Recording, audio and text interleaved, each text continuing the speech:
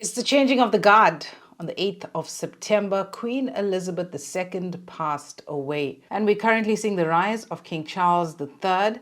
But all these events all the way in London, there's some lessons that we can take from there. And today, on this episode, we're going to talk about 3 financial lessons that we can learn from the passing of Queen Elizabeth II. Hi, my name is Yolanda. I'm a wealth advisor, and on this platform, I give you easy, actionable tips, content, and strategies that you can use to manage money well, to live abundantly, and build generational wealth. So, obviously, sad time for the people of the United Kingdom with the passing away of their queen, and a lot of things are happening over in London right now or in Scotland. The queen's body is moving from to the various areas. In fact, there's a whole plan in place.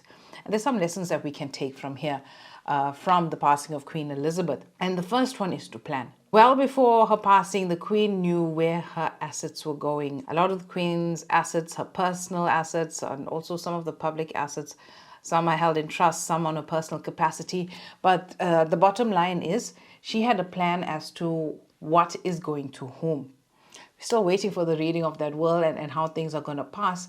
But the main thing here, the key takeaway here is the queen had a plan. She had her various trusts in place. She had a will in place for her personal possessions. So you need to do the same. Death is guaranteed.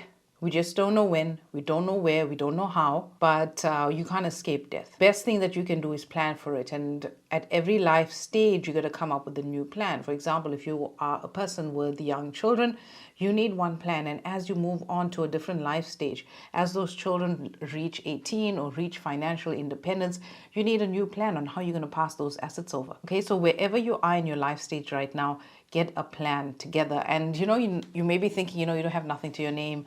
You're still a student. You're still buying your first property. You still need a will, because in South Africa, in your will, you need to state if you were on a ventilator, do you want your family to do everything possible to keep you alive? Do you want somebody to take the decisions to switch off that ventilator? Okay, those are the kinds of things that you need to put in your will. You'll also, in your will, you'll state whether you want your organs to be donated. Okay, so don't think that you got to have a vast amount of assets to get a will in place. Whatever life stage you are in now, it's a nice exercise to go through. So as you go about accumulating wealth, you're familiar with the process, and you're constantly learning and you're constantly doing research. So as your portfolio expands, you are updating this will and your trust and all of that. Okay, so the key thing is plan, particularly on how you want your assets to go when you pass. Secondly, you got to know and you got to plan for the death taxes. Now, in the United Kingdom, the Queen was able to get away from the various inheritance taxes. I think the inheritance tax in the UK is around 40%. She will not be paying that, or the recipients also will not be paying that on her vast wealth that she's accumulated over her lifetime. That's not the same for you and I.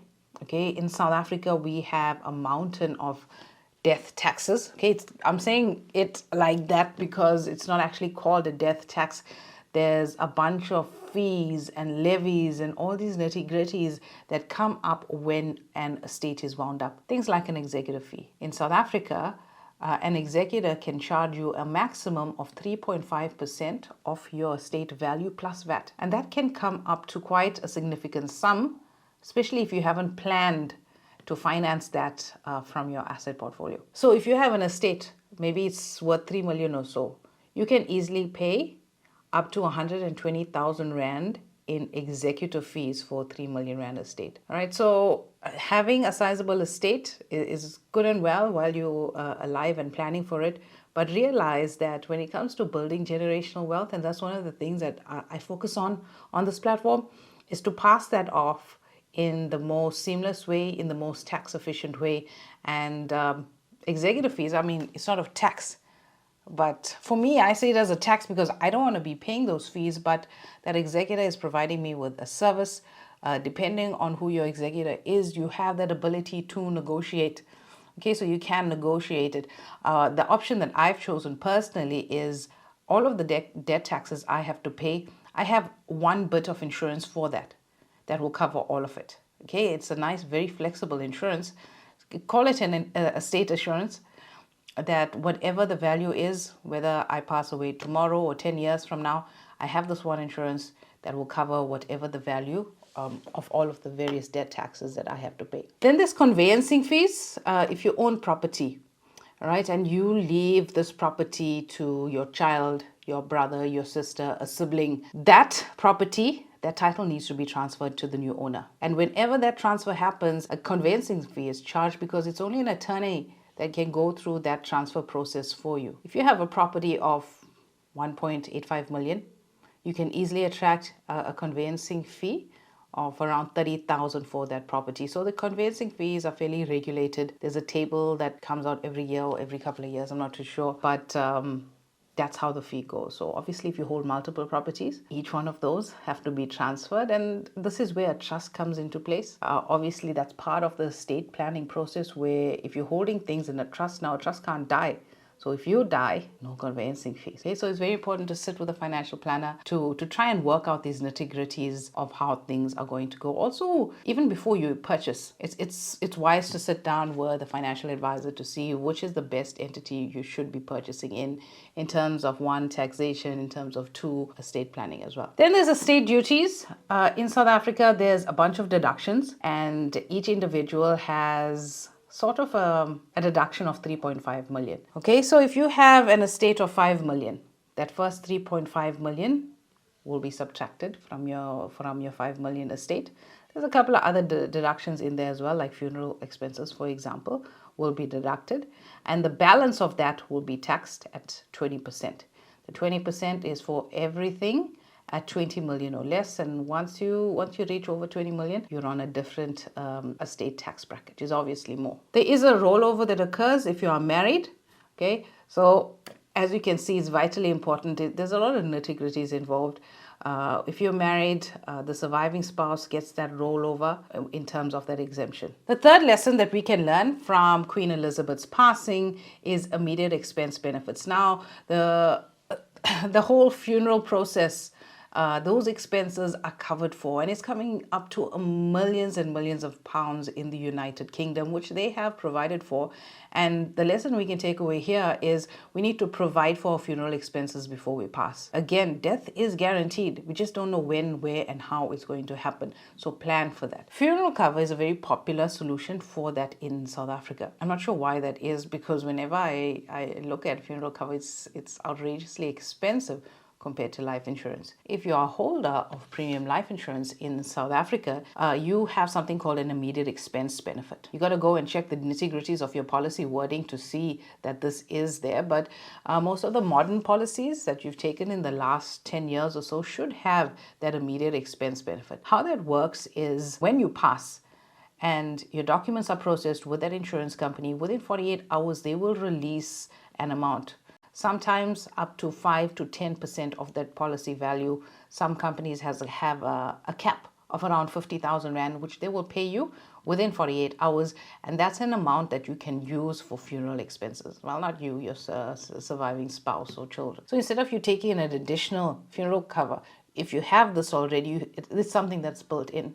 Okay, so it's important to every year to you and your advisor need to be reviewing all of this. Okay, there shouldn't be any duplicates of cover unless you have affordability and you want that kind of cover. Okay, but when you're crunching down, you're really budgeting. Look for these overlaps on where you can get the most bang for your buck. Another thing that you have to consider as well, especially if you're the breadwinner of your family, is the immediate expenses of your family. And after that first week or two of mourning, it's back to a new life, and it's a new life without you, and how they're going to adjust. And if you're a breadwinner and your income is not coming in and your estate is busy being wound up, what will your family survive on? Things like bread, milk, lights, and water. How will your family survive? Because when you pass away, everything's locked, okay? And then the estate planning process or the estate winding up process begins. So how are your family going to get cash? That is something that you need to consider. For me personally, built into my estate planning cover, I have 6 months of expenses taken care of for my family. So you have a choice, 10,000, 15,000, 20,000 that you can have to come into the household for while the estate is being wound up. Before everything is paid out, the lights can stay on, basics can get done while my estate is being wound up. Now, if you want something like this, if you want to go through this entire estate planning process, reach out. I'll be happy to help you set something up. Go through thorough estate planning, you can also go to my website, and on the front page you're going to get a free estate planning guide in which you can download. So go to my website. It's www.financiallyfabulousfemales.com, and click on that link for a free estate planning tool, and you can get a step-by-step guide on how you need to go about estate planning if you want to do it by yourself. But if you want somebody to hold your hand through this entire process, give you the lowdown, all of the numbers, all of the death taxes, how much you should set aside just for those death taxes, reach out, okay? On all social media, Instagram, Facebook, LinkedIn, and also my website, and also click the link where you're watching this video, and you can book an appointment with me, and we can chat one-on-one on how we can plan for the passing of your estate.